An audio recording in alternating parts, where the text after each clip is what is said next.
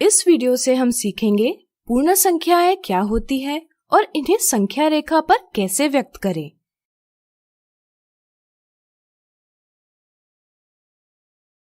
हमारे जीवन में हम कई स्थितियों में गिनती यानी काउंटिंग करते हैं, जैसे कक्षा में विद्यार्थियों की गिनती, दिन, सप्ताह और महीनों की गिनती, चीजों की गिनती इत्यादि। जैसे ही हम गिनती करना शुरू करते हैं, 1, 2, 3, 4, 5, 6, 7, 8 इत्यादि संख्याएं हमारे सामने प्राकृतिक रूप से आने लगती है। इस कारण हम गिनती गिनने वाली संख्याओं को प्राकृत संख्याएं यानी नेचुरल नंबर्स कहते हैं। चूंकि प्राकृत संख्याओं की शुरुआत 1 से होती है, इसलिए 1 यह सबसे छोटी प्राकृत संख्या है। क्या आप बता सकते हैं सबसे बड़ी प्राकृत संख्या क्या होगी? विचार करें। गिनती कभी भी समाप्त नहीं होती, इसका मतलब प्राकृत संख्याएं अनंत यानी इनफाइनाइट है। इस कारण सबसे बड़ी प्राकृत संख्या पता नहीं की जा सकती।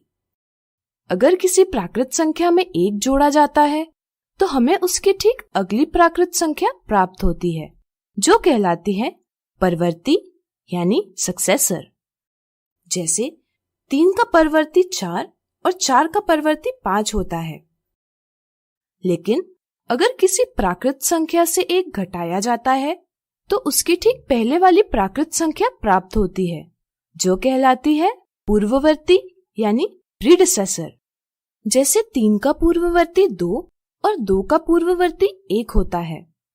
क्या आप बता सकते हैं 1 का पूर्ववर्ती क्या होगा? सोचिए।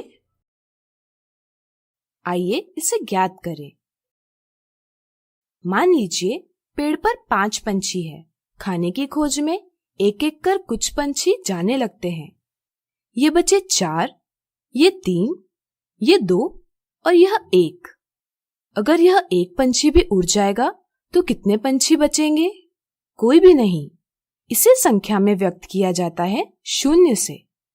अब आप समझ ही गए होंगे कि प्राकृत संख्याओं की तरह 0 भी हमारे लिए बहुत उपयोगी है।